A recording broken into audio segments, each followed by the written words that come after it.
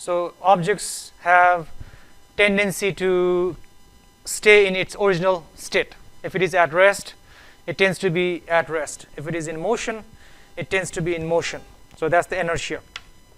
And mass is measure of the inertia of the object, meaning more the mass, more is the inertia. Okay, and vice versa. More the inertia, more is the mass. If you have a bigger mass versus a smaller mass, so the bigger mass will tend to stay at rest. It will take more effort to bring it to motion. And if you have a bigger truck versus a smaller car, it will take more effort to stop the bigger truck compared to a smaller car, because the bigger truck has more inertia or more mass. So, and we also talked about weight. Another term is the weight. Weight and mass are different things. Weight is basically how much gravitational pull there is on an object. Okay. Weight depends on mass. More the mass, more is the gravitational force. So twice the mass, twice is the weight. Okay. If you have 2 kilogram object versus 1 kilogram object, the 2 kilogram object will have double the weight compared to 1 kilogram. And the reason for that is weight is basically the multiplication of mass and this constant quantity. So weight is mass times g. That's why if you double the mass, you double the weight. If you triple the mass, you triple the weight. Okay? So they are related to each other. But again, the difference is mass is a constant quantity no matter where you go in the universe, whether it's on the moon or on the Mars or on the Earth, the value of mass is always same. Whereas the value of weight depends on the value of g, this g, and this g depends on planet to planet. For example, if you are talking about the surface of the moon, the value of g is only 1/6 that on the surface of the Earth.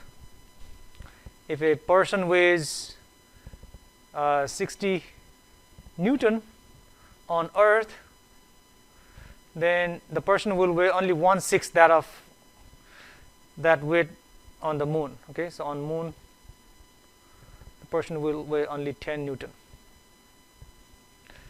So weight is not same everywhere. It depends on planet to planet, whereas mass is same everywhere. So that's the difference between mass and weight. And we also talked about mass and volume. So mass is basically how much matter an object has. Again, matter means atoms. Okay, how much atoms the matter is made up of. Okay. Whereas volume is the space, how big the space the matter occupies. Okay, so volume has to do with space occupied by the object, whereas mass has to do with the matter content in that object. So they are two different things. And then we talked about density. Density is basically the ratio of mass over volume. If you take the mass and divide that by volume, you get the density. And density is intrinsic property of objects. Different objects have different densities. For example, water has the density of 1000 kilogram per cubic meter, which means every cubic meter of water weighs 1000 kilogram. Okay.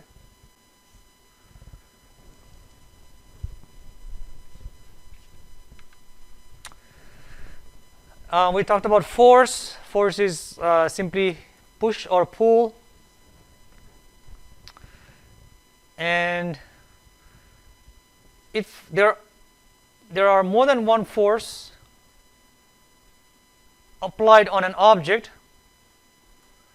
so you have an object, you apply force of F1 to the right and force of F2 to the left, so you have more than one force. In that case, the net force on that object would be sum of these two forces. Okay? Sum doesn't mean you just need to add. Okay? It doesn't mean just adding. Sum could, in physics, sum could also mean subtraction. How is it subtraction or addition? It depends on the direction.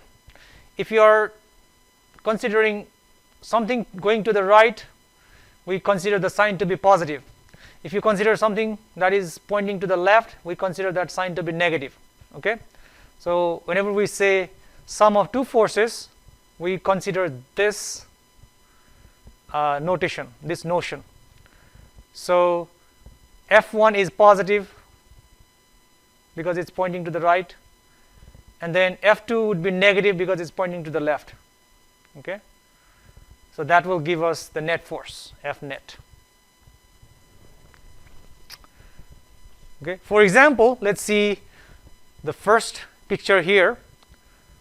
On the first picture, we see there is 5 Newton force applied to the right and 5 Newton force applied to the also to the right, and the net force would be, so this is to the right, so this is positive, this is also positive, and when you add two positives, you get 10. Okay, 5 plus 5 is 10. On the second picture, you see one is applied to the right, so this is positive. The other one is applied to the left, so that's negative. So you are adding 5 to negative 5. And that gives us 0. So 5 minus 5 is 0. Likewise, on the third one, we have 10 and 5. So the one applied to the right is positive, this is negative. So 10 is positive, and this one is negative, so minus 5. That gives us 5. Okay? And if you get the answer to be positive, so you get 5 Newton, so that means you are getting positive answer. What that implies is the net force would be on the right side. Okay? Let's say you have a force applied to the left, say 10 Newton, and you have 2 Newton force applied to the right. So we have 2 Newton is positive, this is to the right, and we have 10 Newton negative, so that's negative. So that gives us minus 8 Newton. Okay, 2 minus 10 is 8. So this negative sign implies that our net force would be to the left. Okay, that would be the net force. So again, this notion is very important in physics. Anything that points to the right, we consider that to be positive. Anything that points to the left, we consider that to be negative. And also, if something points to the upward direction, we consider that to be positive. If something points to the downward direction, we consider that to be negative. That's very common notation we use in physics. Okay. So based on the sum of the forces, we use or we term this equilibrium rule. We state equilibrium rule, which states that if you apply bunch of forces on an object, okay, so you apply one force, say that's F1, another force, let's say F2, you apply another force on this side, let's say F3, you apply another force here, F4. Okay, if these forces all add up to 0, then this object is said to be in equilibrium. So when an object is in equilibrium, what that means is the force exerted on the object, they all add up to 0.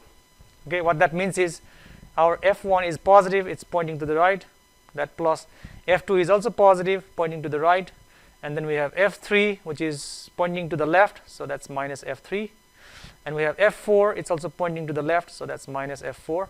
If the sum of all these forces is 0, then we know that this object is in equilibrium. Okay.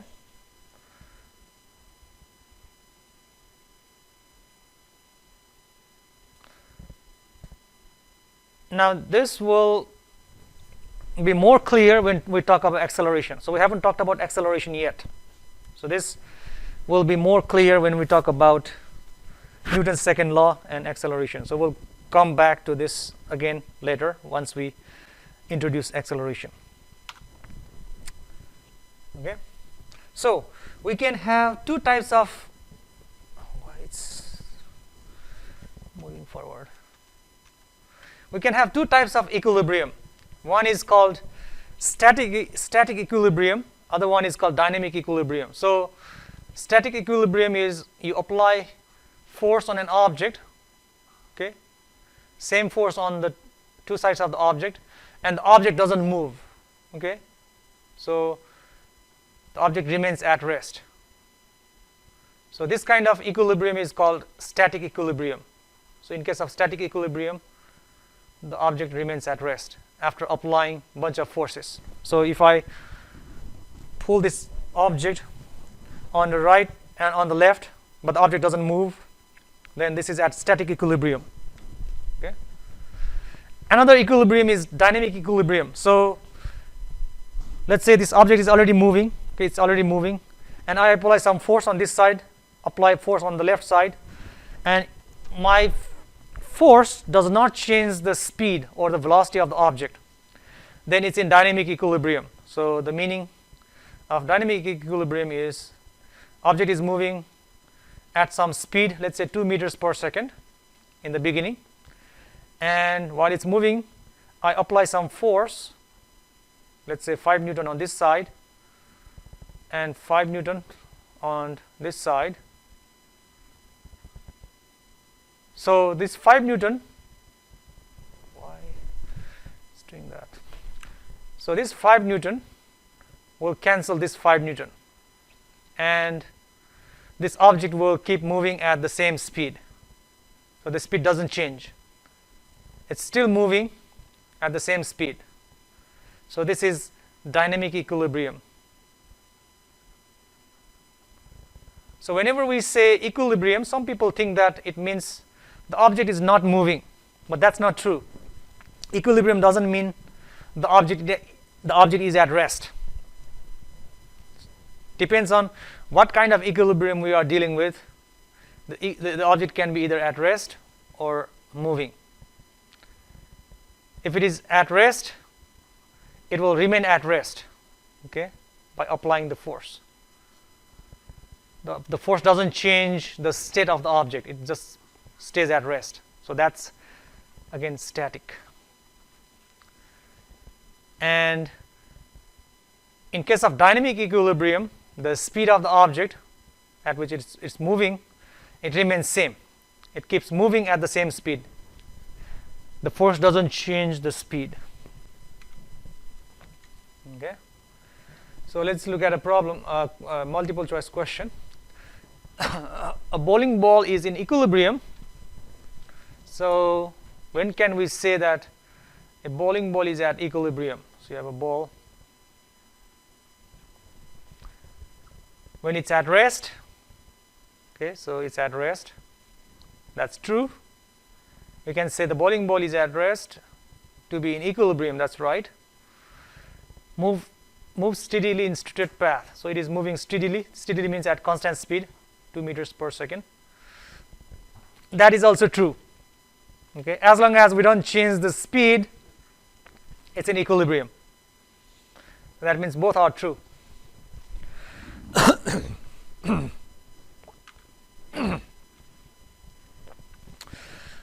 Support force.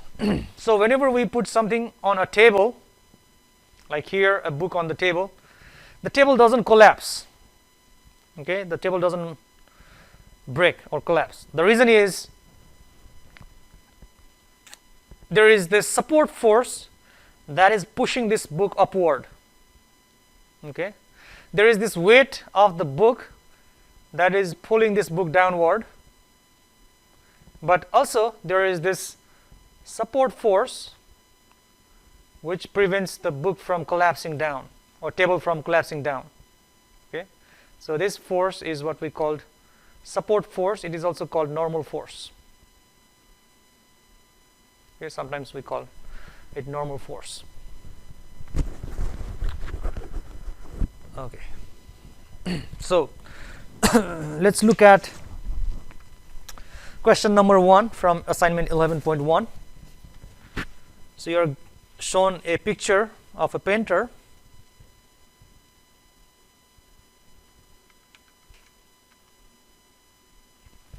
Let me do it, let's see, on a blank page.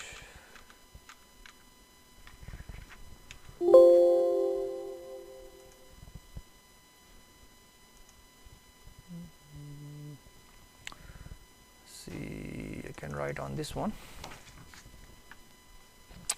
So we have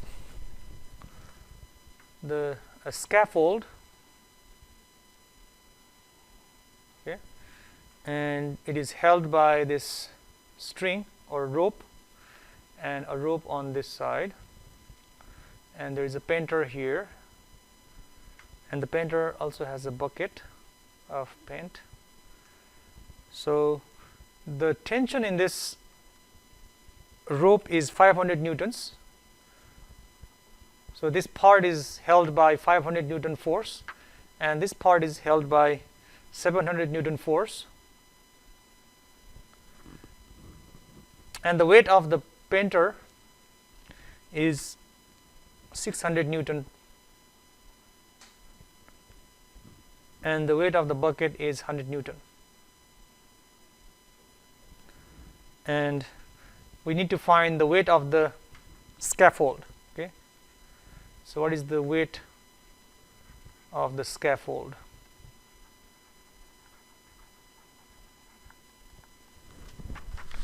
So the basic idea here is the scaffold is in equilibrium. What kind of equilibrium? Is it dynamic?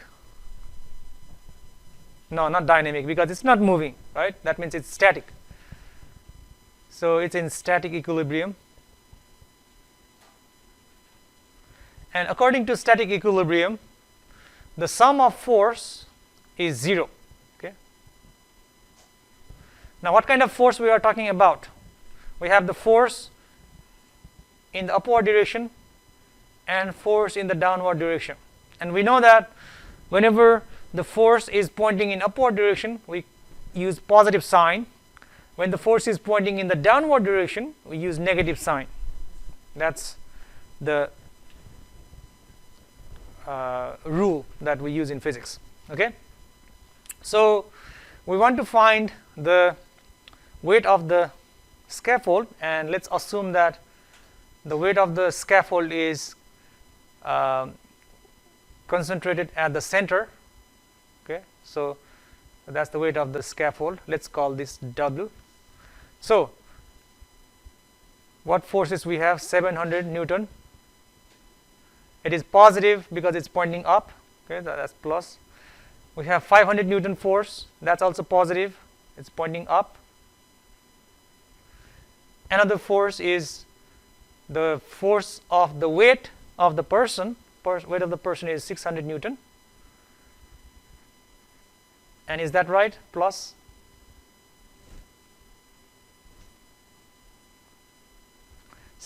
Newton of the person is pointing down. So should I write plus here? No, I shouldn't write plus. This should be minus. Anything pointing down is negative. Likewise, the weight of the scaffold is also negative. It's pointing down. And then the weight of the bucket is also pointing down, so 100 Newton. Okay, so those are the forces we have. So 1, 2, 3, 4, 5 forces. And because it's in equilibrium, the sum of all these forces needs to be 0.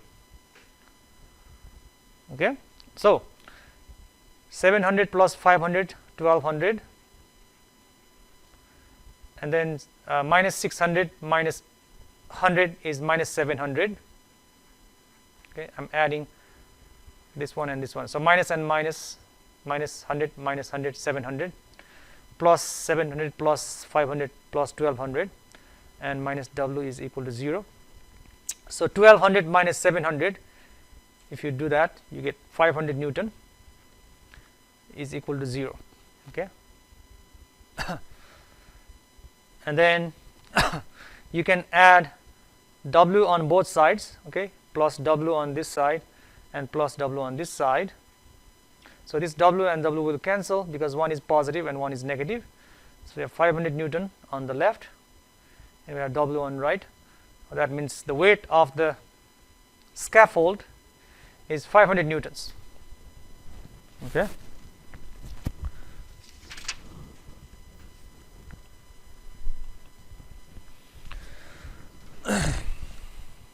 So let's go back to our discussion.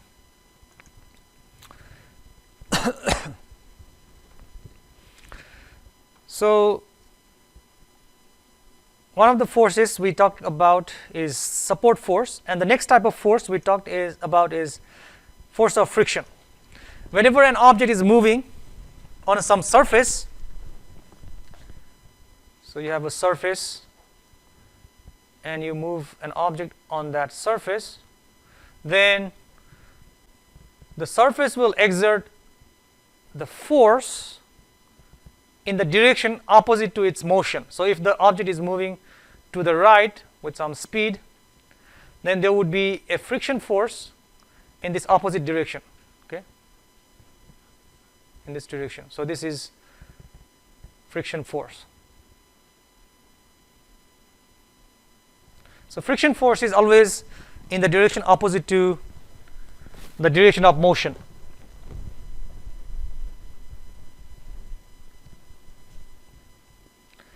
And the reason there is friction force is because of the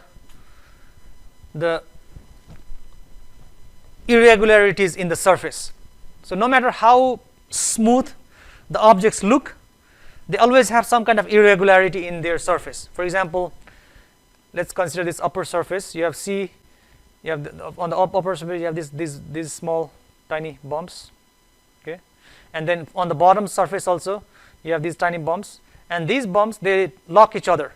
Okay, they lock each other. That's why when you are moving this object, these bumps, they try to oppose, they try to stop the object on top of it. Okay, so the friction comes from those irregular surface at the microscopic level. No matter how smooth the surface are, there is always some irregularity in their surface. Okay, so and then we talked about speed, which is a very important concept. Speed is basically how much distance is covered in certain amount of time. Why it's doing that? Okay, so distance covered over time.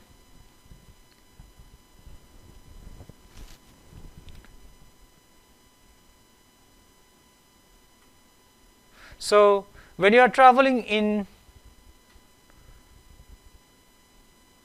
when you are traveling from point A to point B, okay, you may cover different distances in different amount of time. For example, let's say from here to here is 1 meter, and from here to here is 1 meter, from here to here is 1 meter, here to here is 1 meter, 1 meter,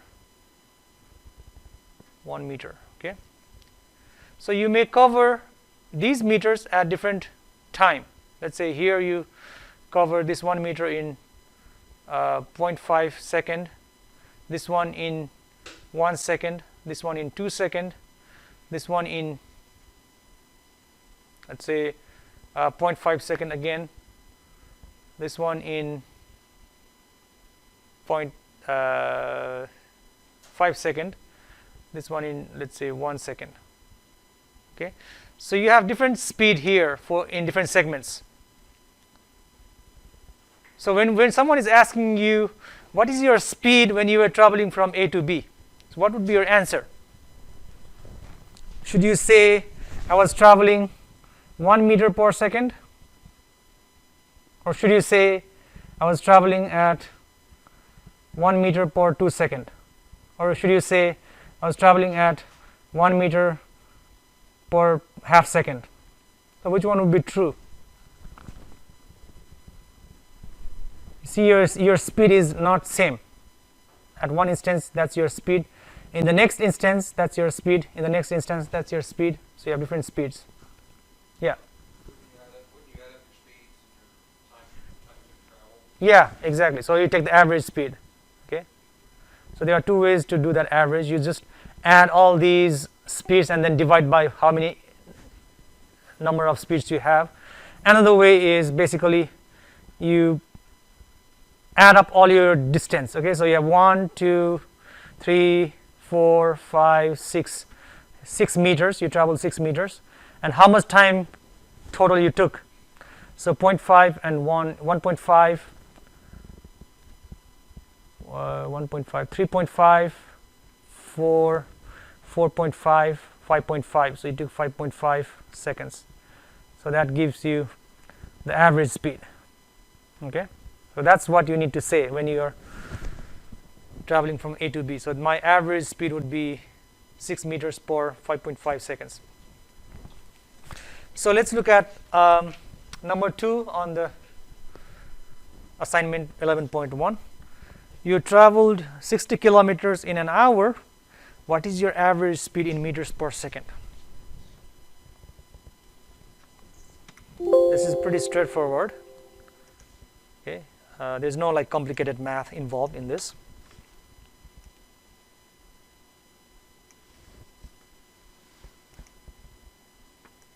So how do you do this problem? So average, we want to find average speed. So average speed is total distance traveled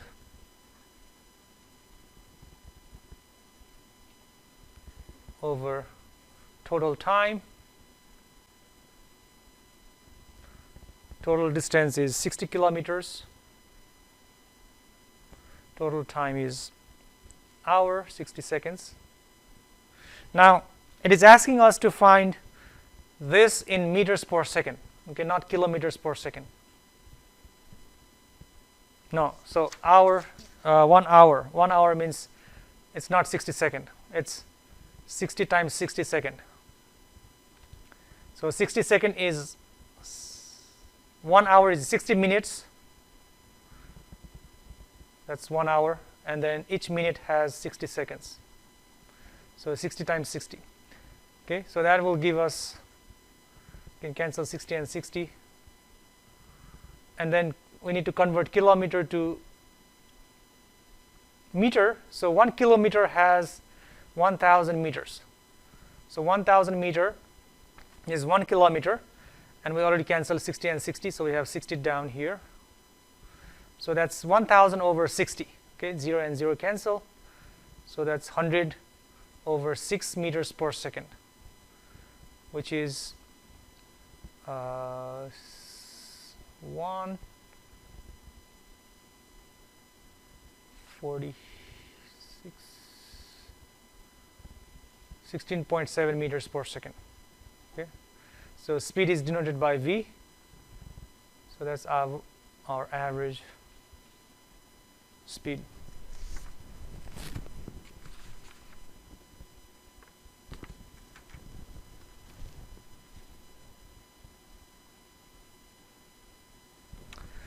Okay.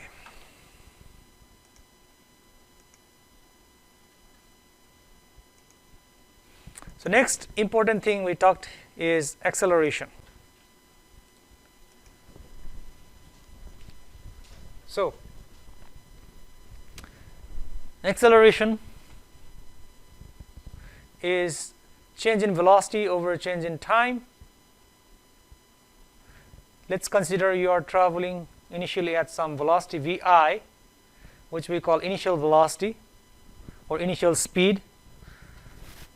Basically, velocity and speed are same quantities. Sometimes I call it velocity, sometimes I call it speed. They are same, except velocity has an extra information. So when you are also aware of direction, then you use the term velocity. So velocity is, you know, the value or magnitude as well as direction. If you don't worry about direction, you only care about magnitude, then you use the term speed. Okay. So you are traveling at some initial velocity vi, and then you changed your velocity. Okay, you either speed up or slowed down. So you change the velocity to vf, and between these two times, between initial velocity and final velocity, it took t time to go from this to that. So that means your acceleration is change in velocity. Change means final minus initial over how much time it took. That's t. Okay, so that's how you find the acceleration.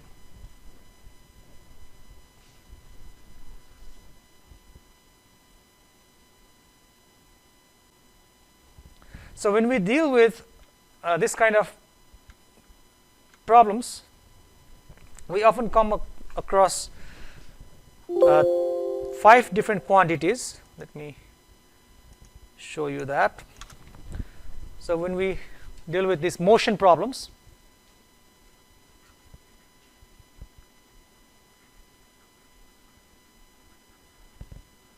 you will see acceleration, you will see velocity initial, you will see velocity final, you will see distance, you will see time. Okay, we deal with 5 different quantities. And whenever you see the problem that states object starts from rest, we consider this to be 0. Okay, so this is starts from rest, anything that starts from rest. If the problem states that the object eventually comes to rest or the object stops, then we consider this to be 0. Okay, if you see object comes to rest or stops after some time. Okay. Now this would be 0 when there is no change in speed.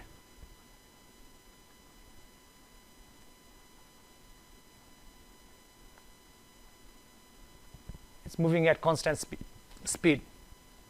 Okay.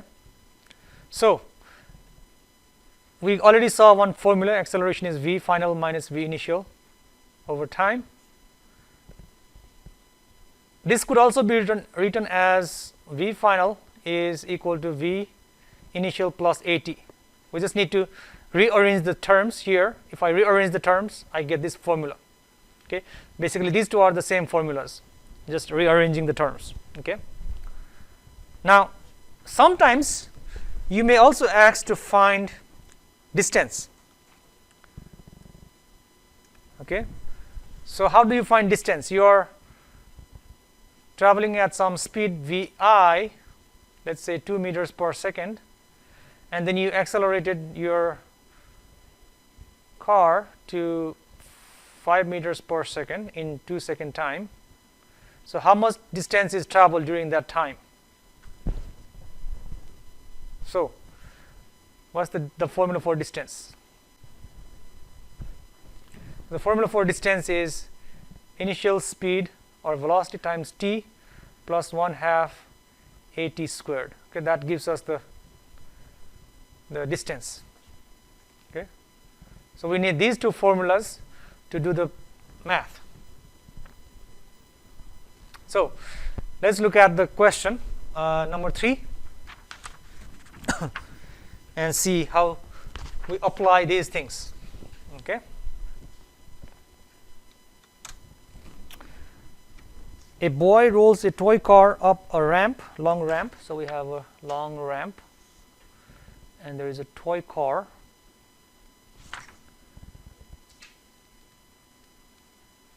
Suppose that he pushes the car up the ramp with initial starting velocity of 40 meters per second. So it says that our initial velocity is 40 meters per second. That's the starting velocity. And the car slows down until it stops for instant at 5-second time. Okay, so I already mentioned that whenever the problem says the car starts, we say VI is 0. When it says the car stops, we say VF is 0. Okay, because the car stops after 5 seconds, so VF is 0. And at what time it stops? At 5 seconds. Okay, so what's the question? What's the acceleration of the car? So we want to find acceleration. That's the first question. We know the formula for acceleration: v final minus v initial over t. V final is 0, v initial is 40 meters per second, and time is 5 seconds. So 40 meters per second over 5 second. 40 over 5 is 8. Yeah, 8. And the unit for acceleration is, it's meter per second over second. Okay, so meter per second over second. There are 2 seconds here. That means meter per second squared. So that's the acceleration.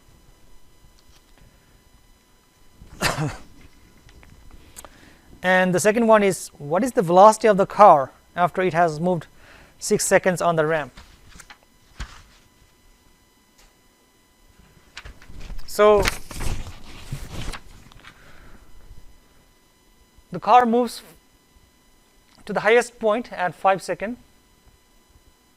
So it's here. And then we want to find the velocity after 6 seconds. So at 5 second time, it will it will stop and it will come back. Okay. So up to 5 seconds, it's here. Now at the 6th second, it will be here. It'll go down. So that means from here to here is, how much time is that? From here to here is 5 seconds. That means from here to here is, we want to find at 6 seconds, right? That means from here to here would be 1 second, right? The question is asking what would be the speed at 6 second time. From 0 to 5 is that there, and then at 6 second it would be somewhere here. So we want to find the speed here. So that means we can consider only this part of the motion, okay, from here to here. So for this part, we can say that our initial velocity is 0, because the object comes to rest for very brief moment here. Okay, and then at 1 second time, it will be down somewhere.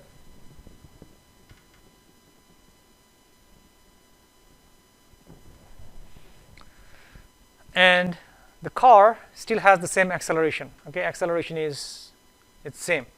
As long as there is no other force acting, this acceleration remains same. So we have these three things. With those three things, we want to find the velocity of the car. So final velocity. So I gave you the formula. Vf is Vi plus At. Okay, Vi is 0. A is negative 8 meters per second squared. Time is 1 second. Okay, so that gives us 8 meters per second. That's the velocity.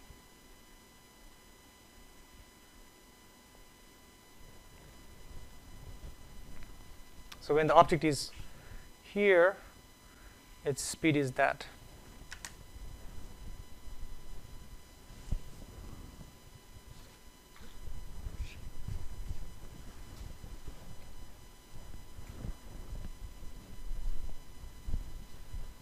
Okay.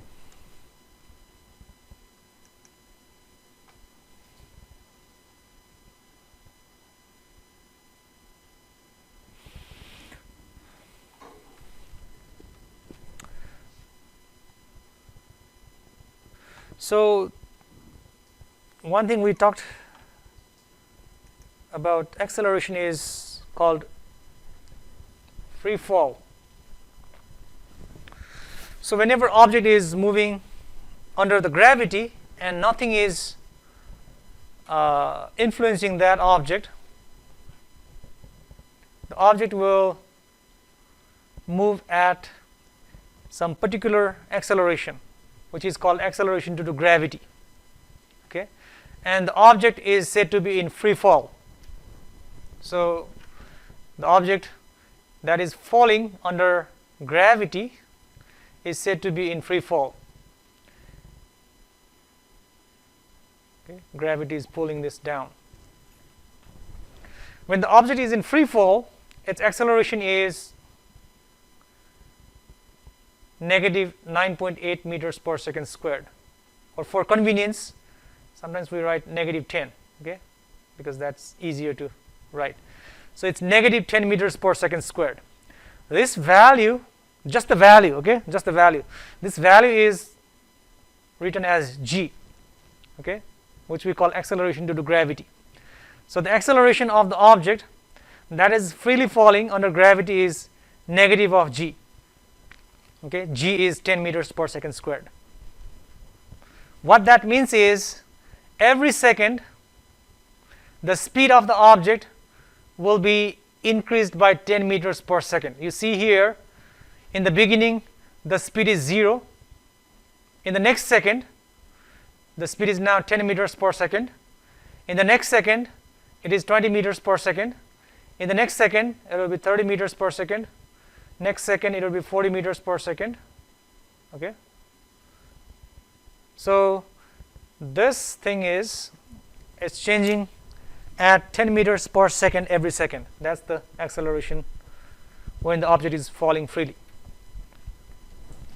This negative sign implies that the acceleration is always pointing in the downward direction, okay, because acceleration is the result of gravity force. This is due to gravity.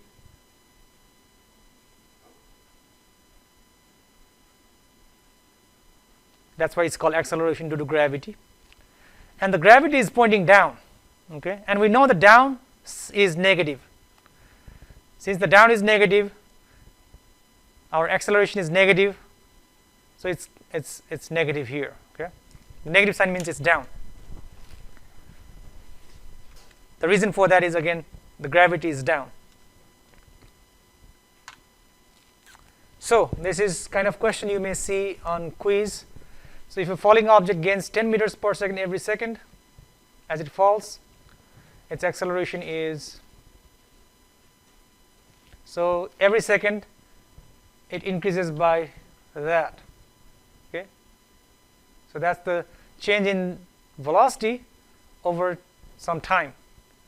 So this acceleration is 10 meters second, and second is second squared, okay, which is called 10 meters per second.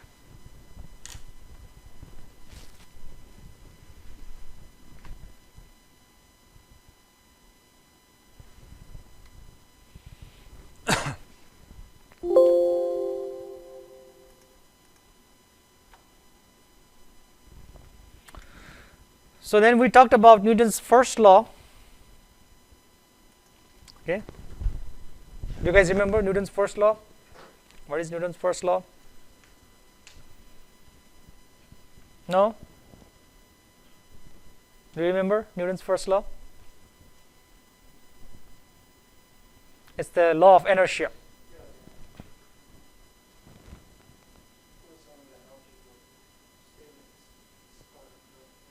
Yeah, exactly. So an object that is initially at rest, it stays at rest until some external force act on it. Okay, as long as there is no force acting on the object, it will stay at rest. Likewise, if an object is moving, it will keep moving until an external force acts on it. So that's the Newton's law of first law of motion. Okay.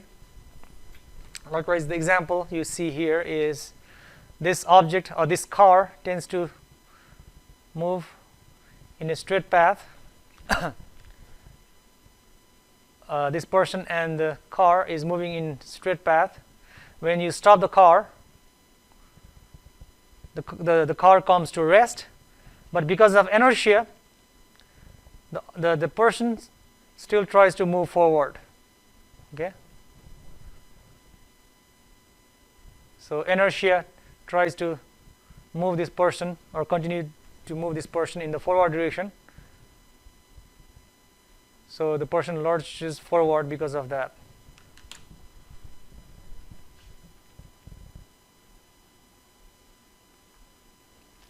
And then we talked about Newton's second law. Newton's second law is about acceleration and force and mass. So it says that the acceleration you produce on an object is directly proportional to the force. Okay, so meaning twice the force, twice is the acceleration. So you say you apply some force F on this brick. Okay, so let's say that force produces acceleration A. Now if you double the force, if you apply 2F force, that will produce 2A force, 2A acceleration. Okay, so doubling the force produces the double acceleration. That's the first part of Newton's second law. The second part is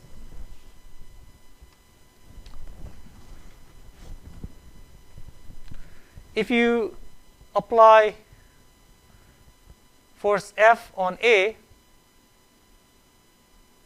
if you apply force F on mass m, you produce acceleration A. Okay. Now you apply same force. Maybe I should compare these two. Okay. So because you are applying same force here. So let's consider this. Not this one. So this one and this one. Okay. This one and this one. So you are applying 2F force. Okay. On mass m, you produce 2A. Okay, so that's the acceleration produced when you apply force on some mass. Now when you double the mass but you keep the force same, what will happen to the acceleration?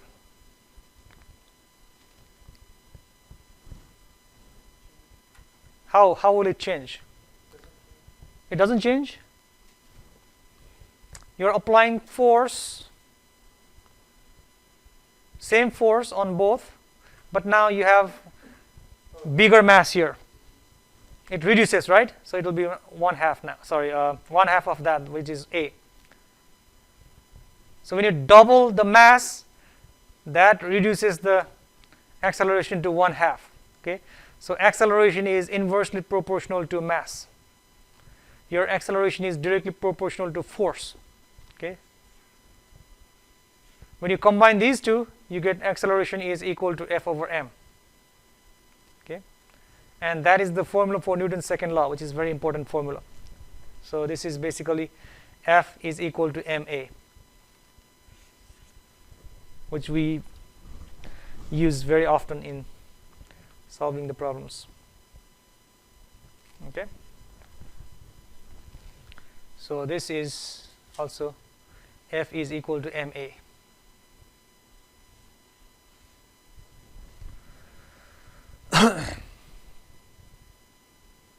So what that means is larger the mass, smaller is the acceleration.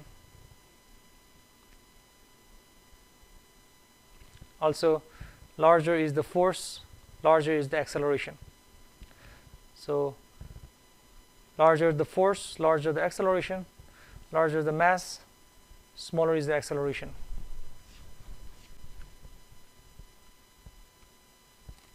Let's see. Let's look at number 4. No, not number 4, sorry.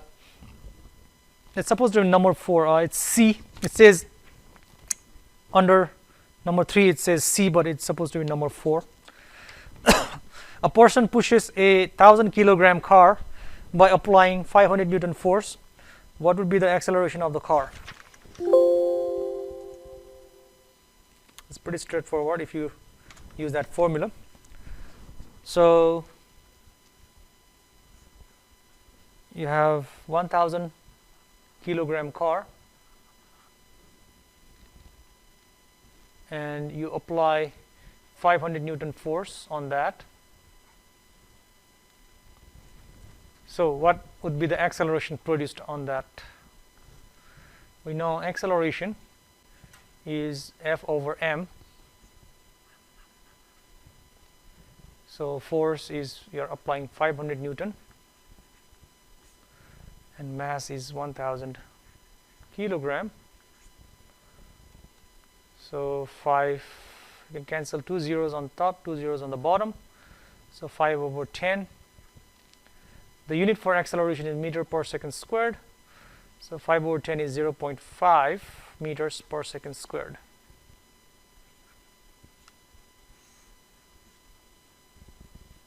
So that's the acceleration. Okay.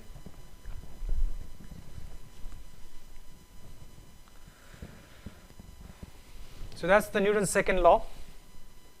And we have also talked about Newton's third law. Newton's third law is basically, to every action there is equal and opposite reaction.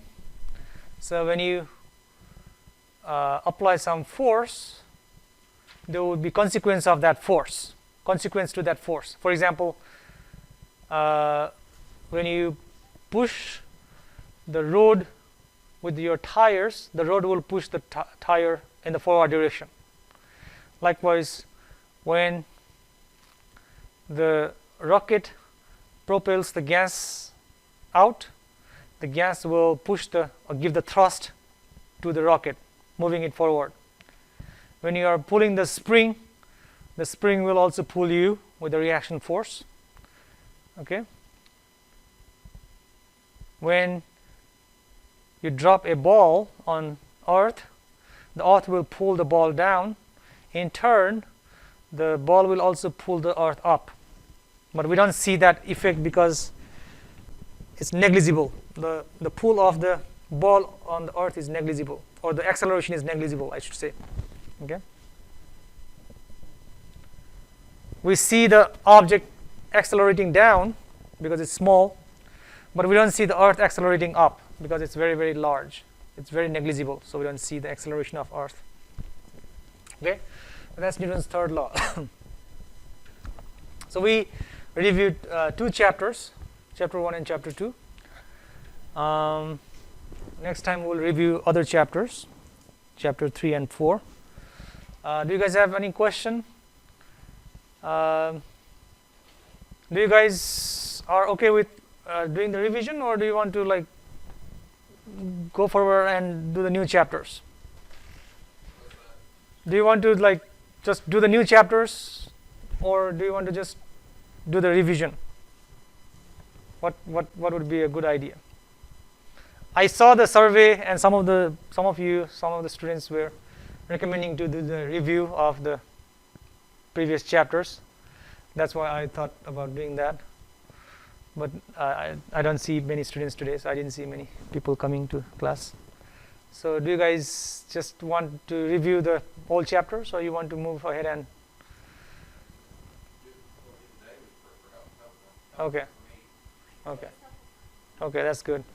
So we'll just do the review then next time. Yes. Yes, final is comprehensive. It will cover everything. Yeah. Yeah. That's why I have been handing out this handouts. So I will be handing out more handouts in the next class. Yeah. Okay.